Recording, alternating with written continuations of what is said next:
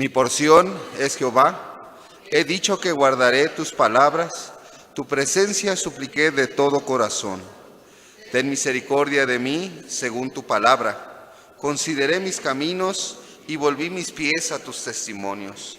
Me apresuré y no me retardé en guardar tus mandamientos. Compañías de impíos me han rodeado, mas no me he olvidado de tu ley. A medianoche me levanto para alabarte por tus justos juicios. Compañero soy yo de todos los que te temen y guardan tus mandamientos. De tu misericordia, oh Jehová, está llena la tierra. Enséñame tus estatutos. Padre, queremos agradecerte el tiempo que tenemos para estar juntos, Señor, para compartir las alegrías, Señor, para compartir los retos de la vida, Señor. Quiero pedirte que este momento de capilla, que la exposición de tu palabra sea un momento en el cual podamos derramar nuestro corazón delante de ti, Señor. Que podamos ser seducidos, Padre, por la profundidad de tus pensamientos y podamos ser redargüidos, Señor, de cualquier argumento inapropiado, Señor, de cualquier argumento que no te agrade. Danos pues, Señor, hoy un corazón de carne, Señor, sensible a tu palabra para adorarte a ti con todo nuestro corazón, con todas nuestras fuerzas y con toda nuestra alma. Oramos en nombre de Cristo Jesús. Amén.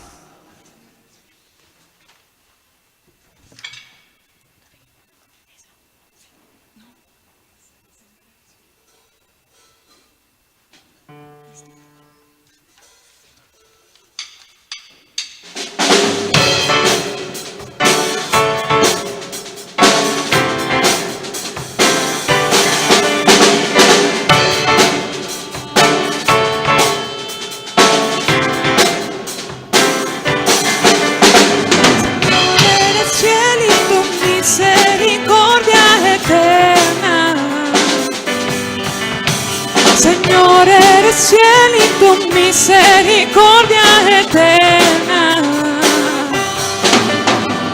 Gente de toda lengua y nación, generación a generación te adoramos hoy. Aleluya, aleluya, te adoramos hoy. Eres Señor, te adoramos hoy. Aleluya, aleluya, te adoramos hoy. Eres Señor, eres fiel.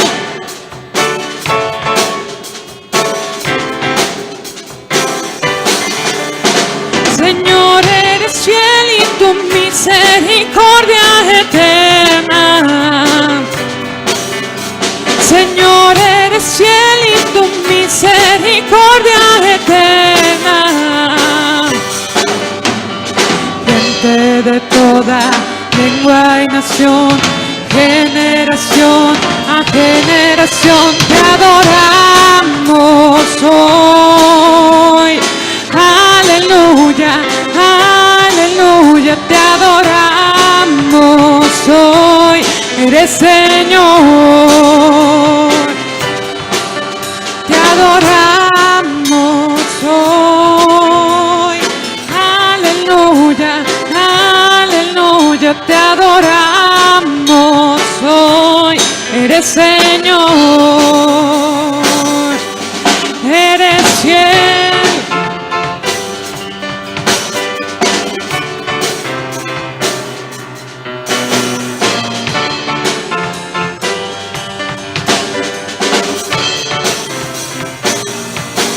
Eres fiel, siempre fiel, siempre fiel.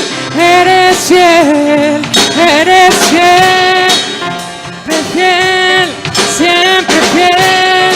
Eres fiel, Señor, eres fiel y tu misericordia eterna. Señor, eres fiel y tu misericordia eterna. Gente de toda lengua y nación, generación a generación generación te adoramos hoy. Aleluya, aleluya, te adoramos hoy. Eres Señor. Te adoramos hoy. Aleluya, aleluya, te adoramos hoy. Eres Señor, eres Señor, eres Señor, eres fiel.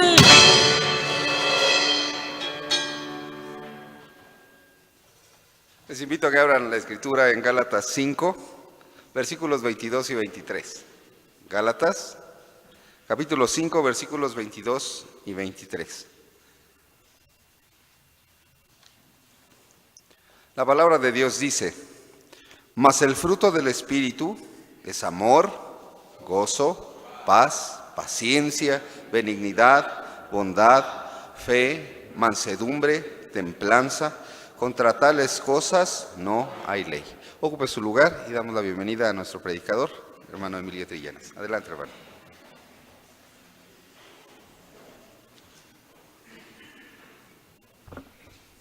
Buenos días, hermanos. Qué privilegio tan grande es poder estar aquí el día de hoy y poder compartir con todos ustedes y con nuestros hermanos que nos ven por internet. En contraste a las obras de la carne está el fruto del Espíritu. Las obras de la carne son hechas con los esfuerzos propios de una persona, bien sea salva o no. El fruto del Espíritu, por otro lado, es producto propio del Espíritu de Dios, solo en la vida de aquellos que han sido reconocidos como hijos de Dios, que tienen a Cristo como su Señor y Salvador. El primer contraste entre las obras de la carne y el Espíritu es que los productos de la carne son plurales, mientras que el fruto del Espíritu es singular.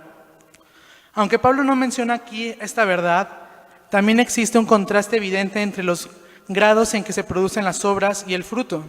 Es posible que una persona pueda producir 1, 2, 3 o incluso la mitad de las obras de la carne que menciona Pablo en versículos adelante.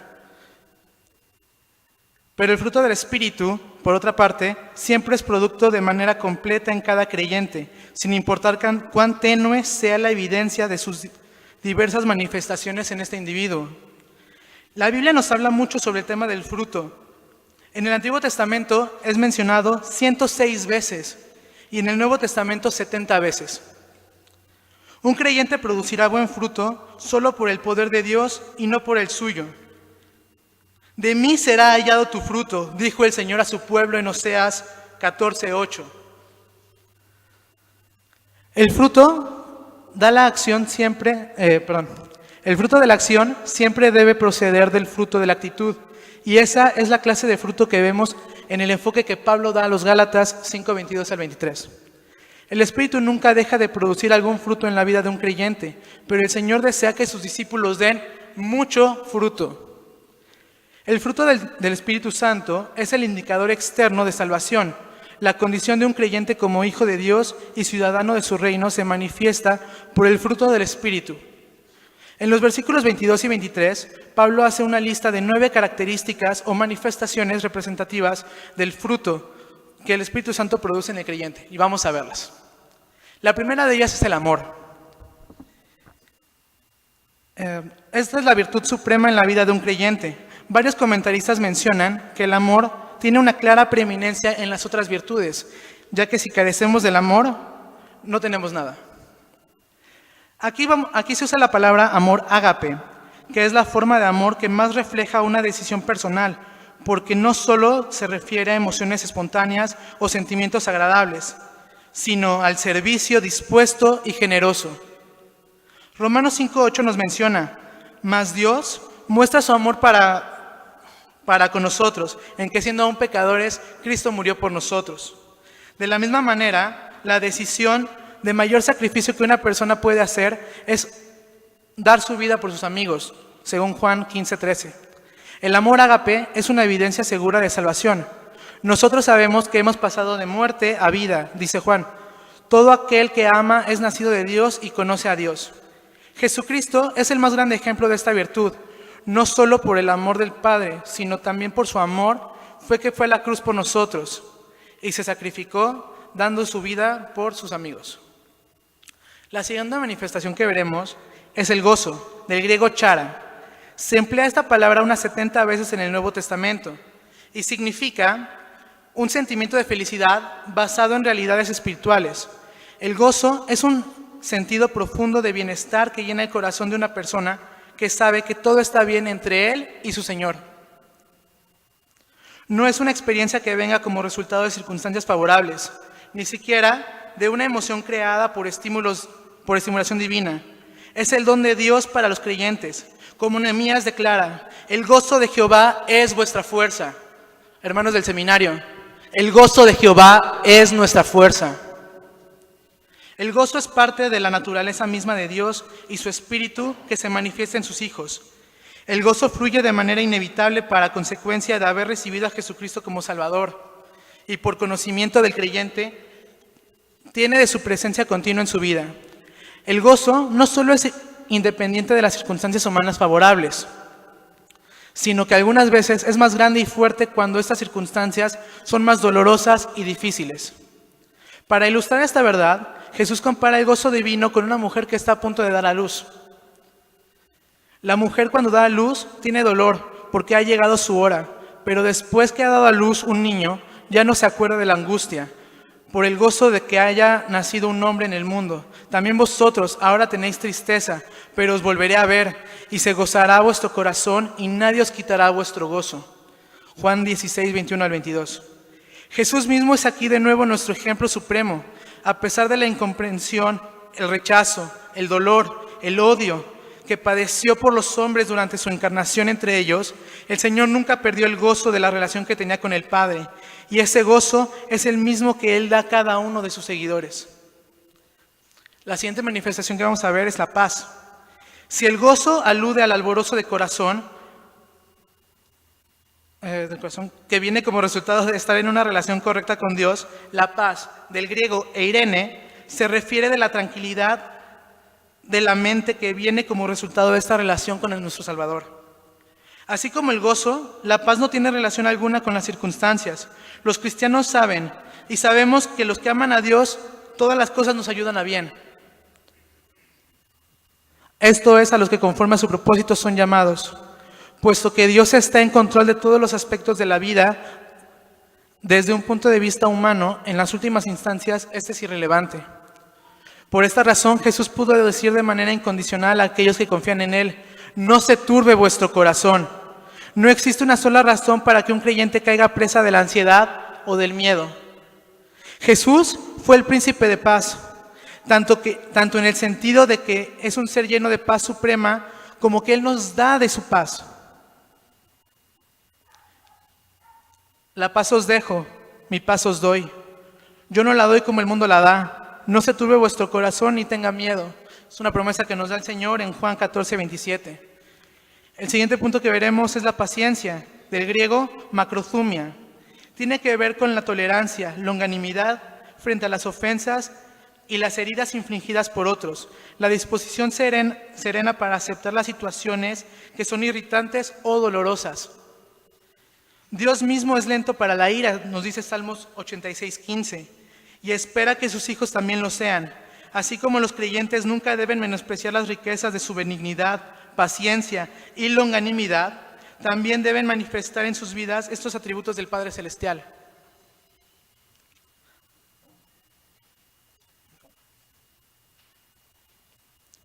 Es también por causa de su paciencia y misericordia que Él demora la segunda venida de Cristo y el juicio de la humanidad.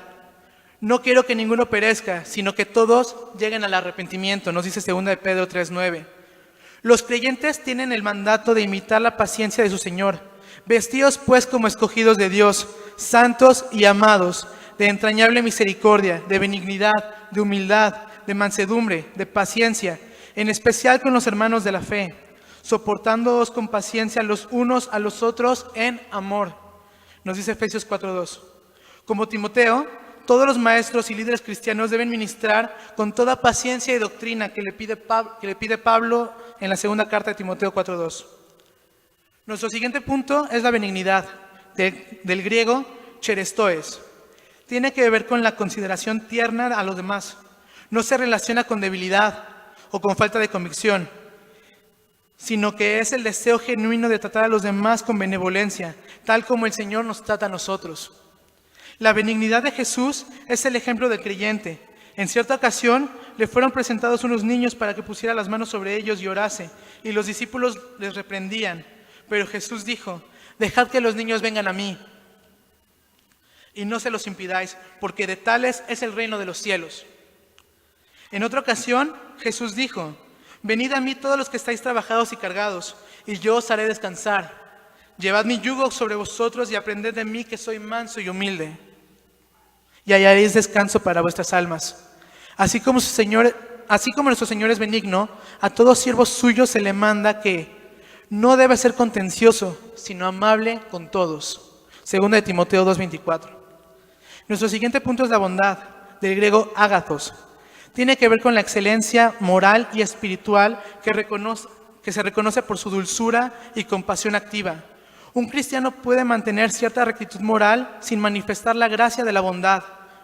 Puede ser admirado y respetado por su excelencia en parámetros morales, pero la persona que es recta, que también tiene bondad, tiene mucha más posibilidad de que una persona dé su vida por él.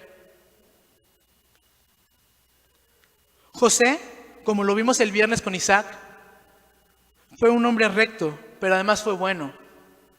Al enterarse de que María estaba embarazada, sin saber todavía que era por el Espíritu Santo, como era justo, no pudo considerar no casarse con ella, al suponer que ella le había sido infiel. Sin embargo, como también era un hombre bueno, no pudo soportar la idea de infamar a su esposa, y por esa razón quiso dejarla secretamente. Mateo 1:19. David tenía un entendimiento profundo de la bondad de Dios, como lo revela de forma reiterada en los Salmos.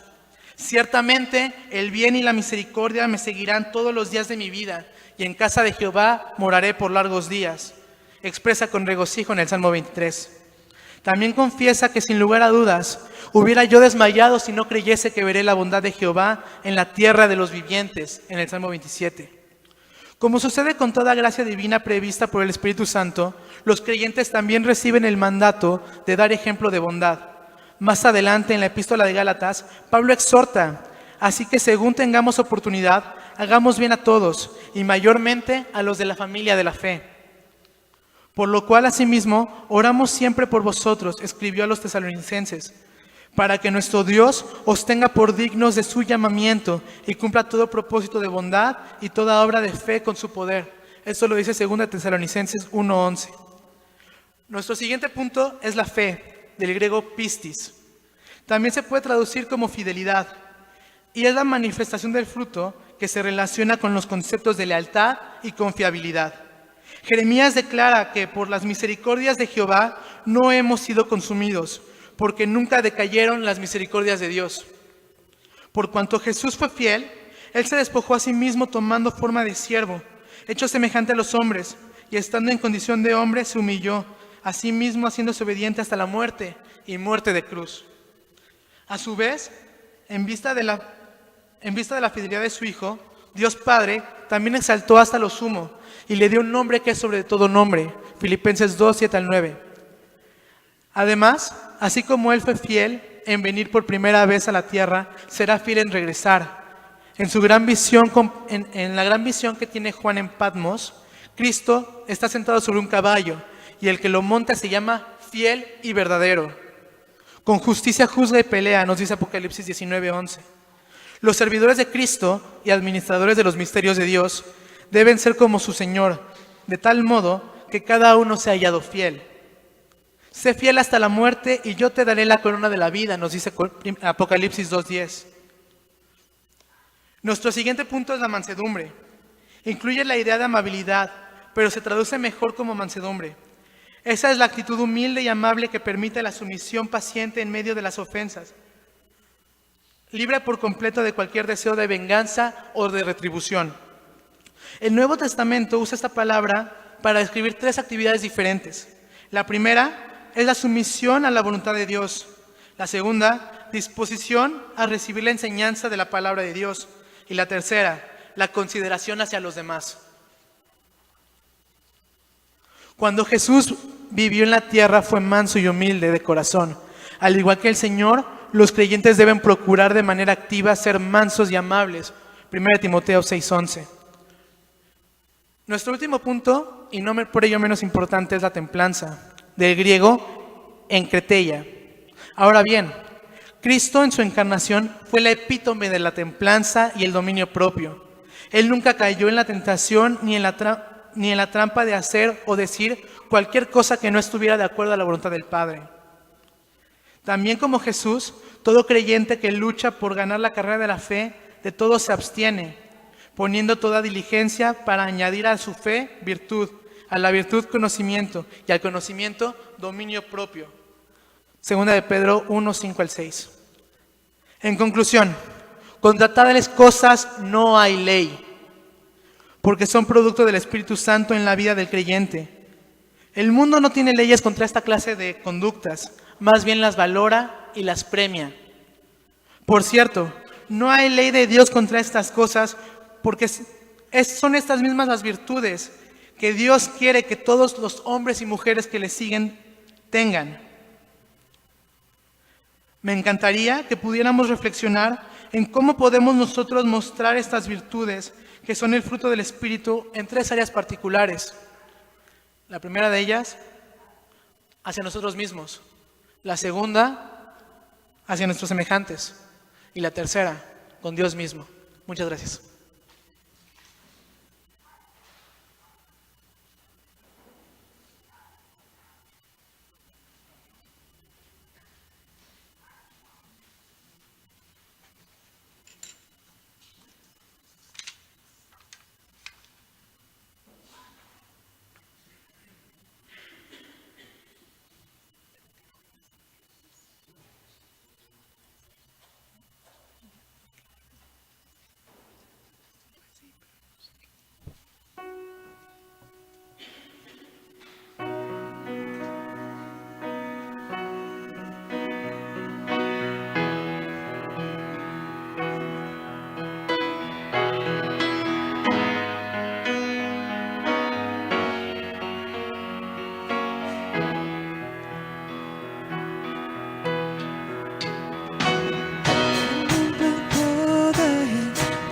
Pecado, su amor es fuerte y poderoso, el Rey de gloria, el Rey de majestad.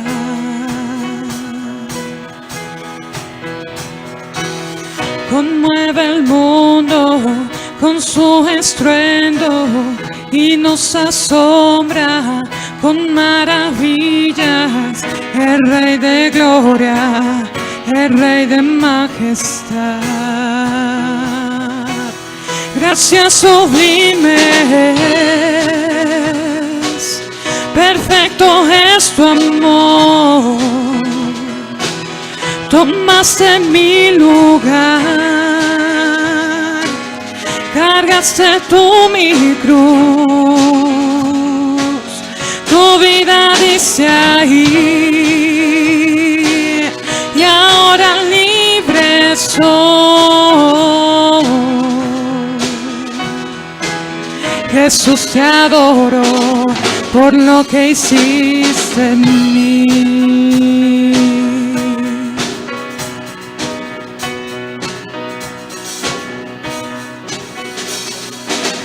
Pusiste en orden todo el caos, nos adoptaste como tus hijos, el Rey de gloria, el Rey de majestad.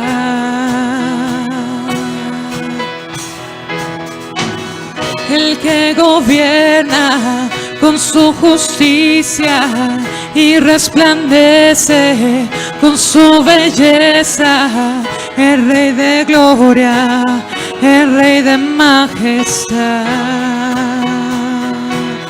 Gracias sublimes, tu amor, tomaste mi lugar, cargaste tú mi cruz, tu vida dice ahí, y ahora libre soy.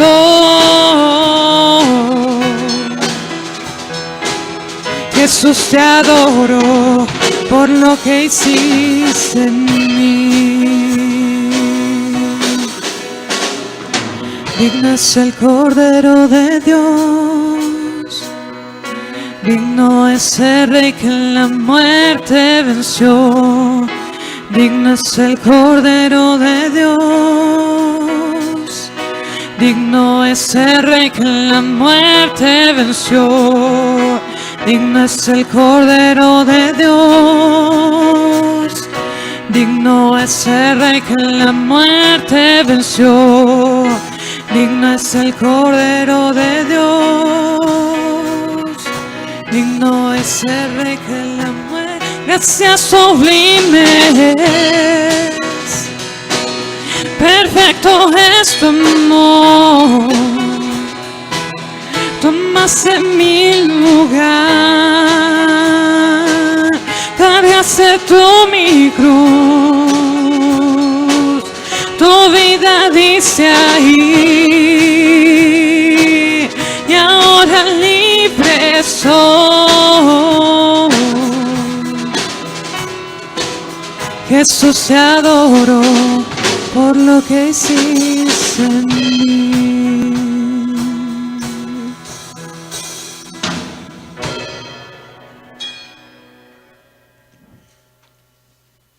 Voy a pedir que busquen en su Biblia el libro de Romanos, capítulo 8. Romanos 8, versículos del 28 al 39, y conforme lo vayas encontrando, que te pongas de pie y le demos lectura al unísono. Romanos 8, 28 al 39. La palabra de Dios dice: y sabemos que a los que aman a Dios, todas las cosas les ayudan a bien, esto es, a los que conforme a su propósito son llamados. Porque a los que antes conoció, también los predestinó para que fuesen hechos conforme a la imagen de su Hijo, para que Él sea el primogénito entre muchos hermanos. Y a los que predestinó, a estos también llamó. Y a los que llamó, a estos también justificó. Y a los que justificó, a estos también glorificó. ¿Qué pues diremos a esto? Si Dios es por nosotros, ¿quién contra nosotros? El que no escatimó ni a su propio Hijo, sino que lo entregó por todos nosotros, ¿cómo no nos dará también con Él todas las cosas? ¿Quién acusará a los escogidos de Dios? Dios es el que justifica. ¿Quién es el que condenará? Cristo es el que murió, más aún, el que también resucitó, el que además está a la diestra de Dios, el que también intercede por nosotros. ¿Quién nos separará del amor de Cristo? ¿Tribulación, o angustia, o persecución, o hambre, o desnudez, o peligro, o espada? Como está escrito: por causa de ti somos muertos todo el tiempo, somos contados como ovejas de matadero. Antes, en todas estas cosas, somos más que vencedores por medio de aquel que nos amó. Por lo cual estoy seguro de que ni la muerte, ni la vida, ni ángeles, ni principados, ni potestades, ni lo presente, ni lo porvenir, ni lo alto, ni lo profundo, ni ninguna otra cosa creada nos podrá separar del amor de Dios que es en Cristo Jesús, Señor nuestro. Ocupe su lugar, por favor. Damos la bienvenida a Iván Morones.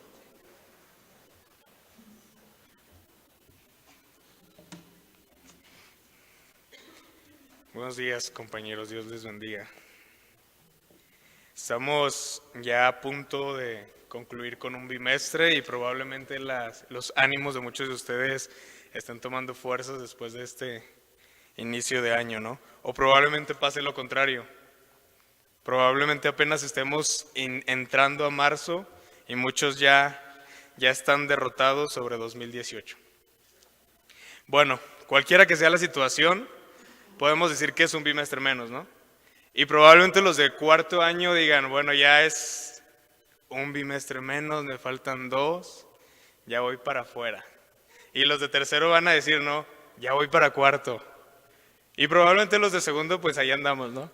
Acomodándonos todavía a las nuevas formas de vida, al ministerio, a las nuevas formas de participar en el reino de Dios. Y los de primero ni se diga, ¿no? ¿Qué podríamos decir de ellos? Pues solamente todos los que hemos pasado por ese año podemos entender que pues ahí la llevamos. Estamos confiando en que estamos haciendo lo que Dios nos está pidiendo y que estamos en el lugar donde Dios nos ha traído. Y bueno, ¿qué sería de la vida de un cristiano si no fuera por las circunstancias? ¿Qué sería de la mayoría de los libros de la Biblia si no fuera por aquellos personajes en situaciones críticas? ¿Se ha puesto a pensar en esto? O sea, más bien, ¿has pensado en esto? Muchos de los libros de las cartas que se dedican a las iglesias son probablemente producto de circunstancias adversas o circunstancias de esas que todos nosotros tratamos de evitar. Si no hubieran existido personajes malos o reyes malos en la época de los reyes, ¿qué hubiera sido de aquel reino? ¿Qué hubiera sido de cada una de las iglesias que fue fundada si no hubieran pasado por persecución, por apostasía o por cada cosa que se les presentó en su momento? Y bueno, cada uno de nosotros es muestra real de la fidelidad de Dios, primeramente en nuestras vidas. Y muestra de la fidelidad de Dios, de la fidelidad que Dios tiene en su palabra con sus promesas. Cada uno de nosotros somos muestra de que Dios está trabajando todavía en la vida de personas. Y cada uno de nosotros somos muestra de que la gracia de Dios sigue presente en la vida de la humanidad. Y este texto nos habla acerca de que somos más que vencedores, ¿no? Y yo creo que muchas veces ya lo hemos escuchado y entre qué vamos a hablar, entre si la victoria o si vamos a hablar de la predestinación o si vamos a hablar de las luchas y de las pruebas, pues aquí todo es como un cierre glorioso de todo el capítulo 8. Y el escritor nos está dando una muestra. ¿Y cómo inicia? Primeramente dice en el verso 28, y sabemos. No es y probablemente a los que amen a Dios. Él dice y sabemos porque es una seguridad.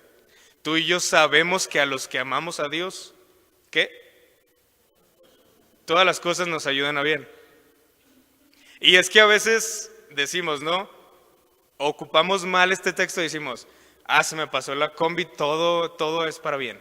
Esto me va a ayudar en algo. Y puede que sí, ¿no? ¿Cuántas veces no hemos evitado un asalto por irnos un poquito antes o temprano, ¿no? Pero es que este texto no nos está diciendo todo te va a servir para bien. ¿Cómo normalmente lo ocupamos? Incluimos todo, ¿no? La comida que nos hizo daño, aquello que no teníamos planeado o aquello que no hicimos a tiempo, todo me va a servir para bien.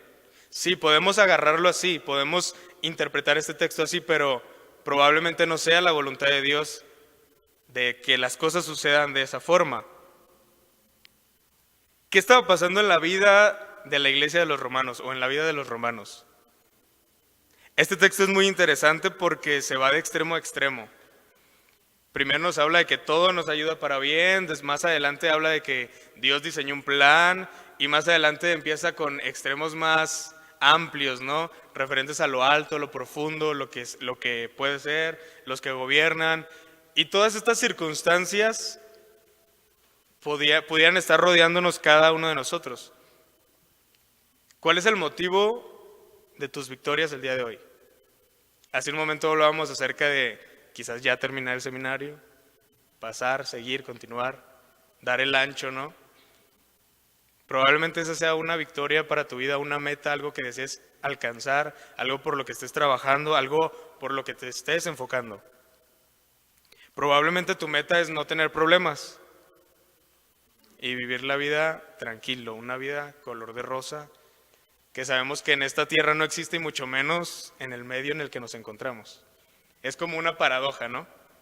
Nadie quiere problemas, pero ahí vamos, ¿no? Ahí vamos. ¿Y qué pasa en la vida de los cristianos, en la vida del creyente, en la vida de aquel que decide dedicar su vida al reino de Dios? Desde el día que pisaste en este lugar estoy seguro de que comenzaste a vivir cosas que no pensabas vivir. Y probablemente te has hecho esta pregunta: ¿esto qué tiene que ver con mi preparación ministerial? ¿O de qué me va a servir esto para cuando esté en el campo? O probablemente tú te llegues a preguntar: ¿así va a ser siempre? Probablemente desde que llegaste a este lugar lo único que has encontrado es que no sirves para nada. Y que para lo único que sirves es para cumplir la voluntad de Dios. Porque entonces cuando permaneces en su voluntad, las cosas comienzan a surgir. Es por su gracia y es por su actuar en nosotros que podemos decir que estamos haciendo las cosas que Él quiere que hagamos. Y como dijo Emilio hace un momento, es por medio de estar en Dios, centrado en su propósito, que podemos cumplir y dar el fruto que Él espera que demos. Probablemente también llegamos aquí arrastrando situaciones, ¿no? Situaciones contigo mismo, quizás pecados que ya sabías que debías dejar de hace tiempo. Probablemente vienes huyendo y un compañero me hacía una broma: es que yo vengo huyendo de mi tierra porque me están persiguiendo por algo. Y yo decía: ¿es verdad o es mentira? No. Probablemente era broma, ¿no? Yo quiero creer. Pero, ¿qué circunstancias estás viviendo actualmente que tú dices: ay, yo nunca hubiera pensado estar aquí y mucho menos vivir esto? ¿O para qué no? ¿Qué es lo que sucede en tu vida en este momento? ¿Qué es lo que estás tratando de desenvolver o qué es lo que Dios está tratando de reparar contigo? Probablemente cada una de las preguntas que nos hemos planteado hasta ahorita no las vayamos a responder hoy.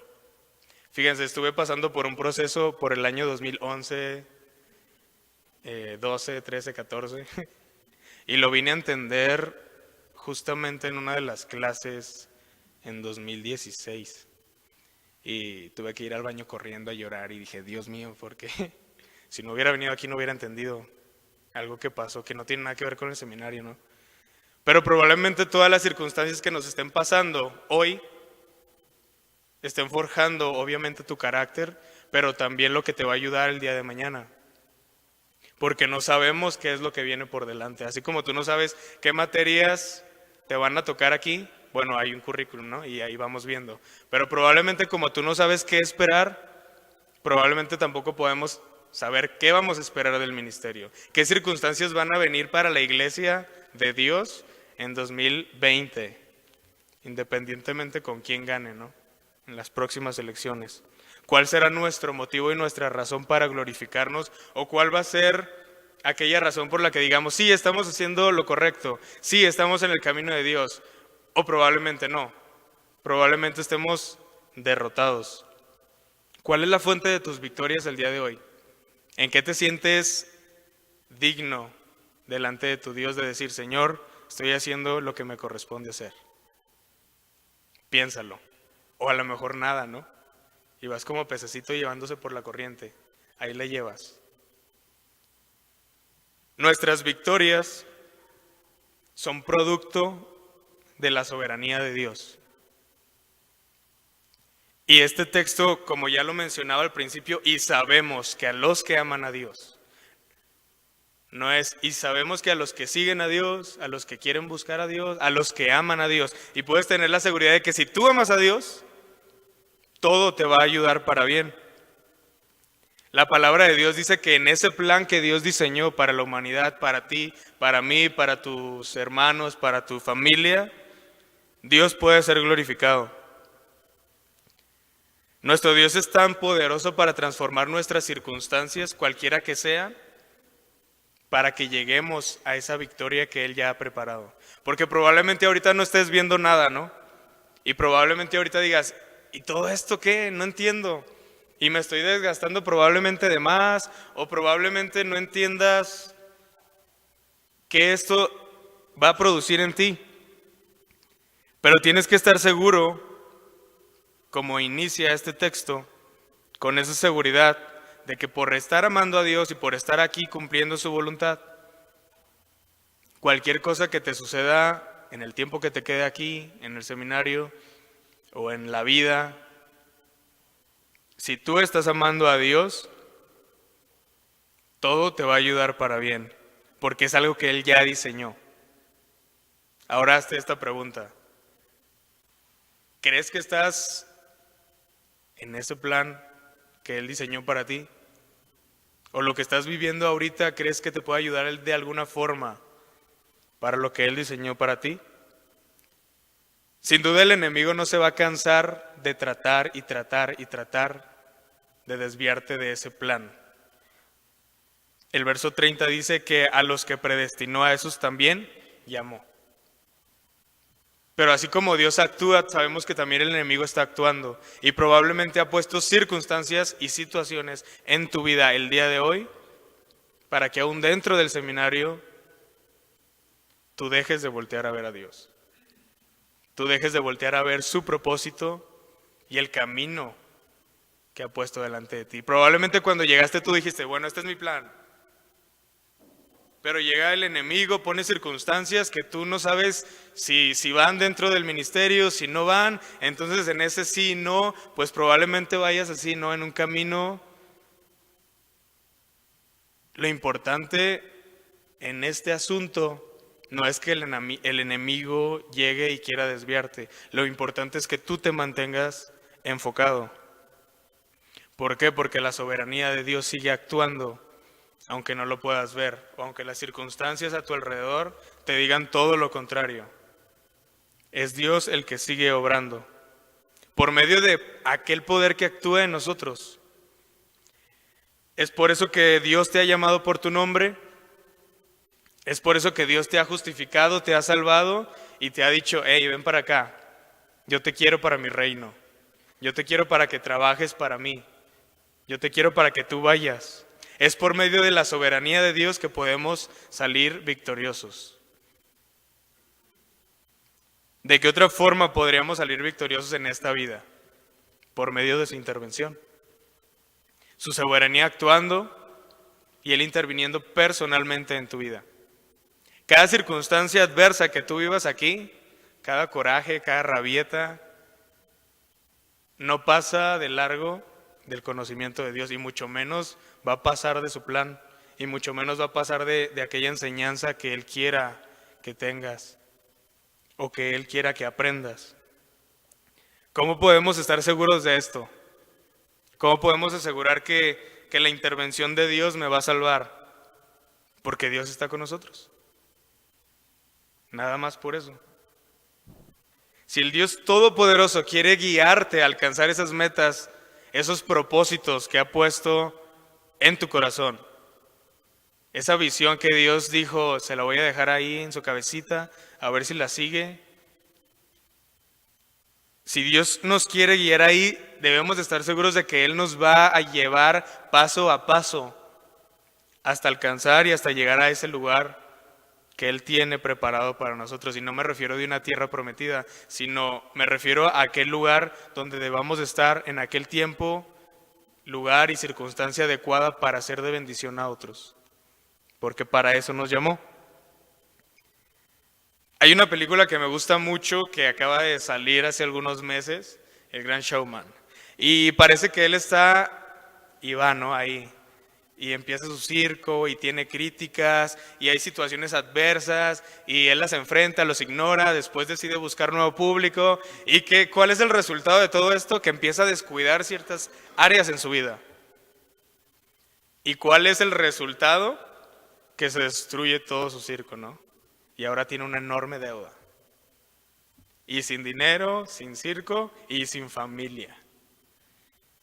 Y de repente el compa está en un bar y él dice, cuando me detengo y miro, recuerdo para quién era todo esto. Y cuando escuché esa frase en la canción dije, me pegó, ¿no? Porque probablemente nuestras situaciones nos saquen de quicio, ¿no? Pero cuando volteamos a ver a Jesús, y nos detenemos para reflexionar, recordamos para quién estamos haciendo todo esto. El compa estaba solo, nosotros no estamos solos. Porque aunque nos podamos quedar solos aparentemente, socialmente, Dios sigue con nosotros. Por medio de la intervención de Dios es que nosotros podemos salir victoriosos en todo momento y en toda situación. El versículo 35 dice algo muy interesante. Dice, ¿quién nos separará del amor de Cristo? Y empieza, ¿no? Tribulación, y va, y va, y va. Puede que estés viviendo en tiempos de tranquilidad, puede que tengas todas tus tareas controladas, puede que estés visitando a todos los hermanos que tengas que visitar y tú digas, ahí voy, ahí la llevo, no soy perfecto, no estoy todavía, pero lo estoy intentando, ¿no? Pero ¿qué pasa si las circunstancias cambian? ¿Qué pasa si las circunstancias de paz se vuelven en tempestad para tu vida? ¿O qué tal si, como nos gusta a veces, te empiezas a hacer o a ahogar en un vaso de agua? Y solamente te das cuenta que estás ahí porque quieres, porque Dios te quiere ayudar. Y Dios te está esperando y está así como que, bueno, a ver a qué hora viene conmigo, que soy el dueño y señor de todo. Y tú dices, ay Dios, perdóname, esto nada más te lo debí de haber apartado para ti. La intervención de Dios en nuestras vidas no solamente es en los tiempos de tranquilidad. Y pareciera que lo sabemos todos, ¿no? Pareciera que todos sabemos que Dios siempre está con nosotros en todo momento y en toda situación. Pero cuando nos toca vivirlo, pareciera que solamente queremos hacer a Dios parte de nuestra vida en lo bueno. Pero cuando llegan las circunstancias malas, probablemente no lo hacemos conscientes. Pero a veces, en la práctica, probablemente aísles a Dios de tus problemas, de tus emociones tristes, y ahí es cuando nos debemos de preocupar. La vida que tuvo el apóstol Pablo no fue una vida muy fácil, incluso ya en el ministerio. Pero se han preguntado por qué causa o por qué razón él podía seguir adelante siempre. Y ustedes pueden decir, pues porque Dios lo mandó, Dios estaba con él. Pero a veces olvidamos que es una persona de carne y hueso, ¿no? Y que probablemente también se sentía mal cuando lo perseguían. Y que probablemente se sentía peor cuando los hermanitos en las santas iglesias no entendían. Estoy segurísimo de que algo que ayudó a Pablo a seguir adelante fue que jamás le privó a Dios la oportunidad de intervenir en su vida. Jamás se quedó para sí a algún problema, a alguna situación. Porque pareciera que nos pasa como en los trabajos seculares, ¿no? Va todo bien y estamos trabajando y todo, y el jefe se da cuenta que vamos participando y todo esto, y todo de lujo, ¿no? Pero pasa algo y pareciera que queremos que no se dé cuenta el jefe que estoy pasando por esto difícil, a ver cómo le hago y cuando salga ya le digo. Así no funciona en la vida cristiana, así no funciona en la vida del reino y mucho menos con nosotros como trabajadores de Dios. No quites tu mirada de tu objetivo. Podemos estar en el mar más profundo, pero si continúas con tu mirada fija, puesta en Cristo, todo va a pasar. Así como Dios estuvo con Esther, con Moisés y con cada personaje de la Biblia, podemos decir que Dios está con nosotros. ¿Qué limitó a aquellos personajes para no alcanzar aquello que Dios había preparado? Probablemente tú ya tengas identificado para qué es lo que Dios te quiere, pero estoy seguro de que ellos no sabían. Es decir, si le hubieran preguntado a David a los 7 años, oye, Dios te quiere para rey, y él, pues yo soy pastor de ovejas. O si le hubieran dicho a Esther, ¿no?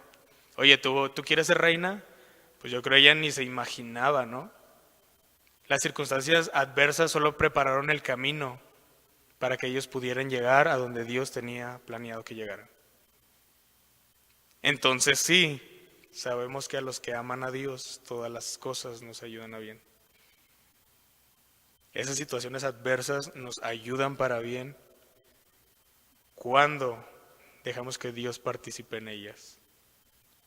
Y podemos citar cientos de ejemplos de personas que no dejaron participar a Dios en sus situaciones adversas y no alcanzaron muchas cosas buenas que digamos. Hasta aquí hemos dicho que por medio de la intervención de Dios también es como alcanzamos esas victorias. Y ya por último, todos sabemos este concepto, ¿no? El amor. Es Cristo, nuestro Señor Jesucristo, el que resucitó con gran gloria y con gran poder para darnos ese acceso de comunión, de comunicación con Dios, sin importar los obstáculos que se puedan llegar a presentar en nuestras vidas. Sabemos que Dios sigue actuando, no se separa, jamás se separa de lo que podamos vivir. Pero ¿cómo actúa esto del amor en nuestras vidas? ¿Cómo actúa el amor junto con las victorias que Dios nos quiere dar? Porque si bien hay que separar victoria del concepto mundano, ¿no? De éxito, de prestigios. ¿Cuál es una verdadera victoria en el camino de la fe? Sino alcanzar aquello para lo cual hemos sido llamados. Esa es nuestra verdadera victoria. Nuestra victoria, ¿saben dónde la van a encontrar? Hablando en específico en este texto, las victorias las vamos a encontrar, y lo dice el versículo 37,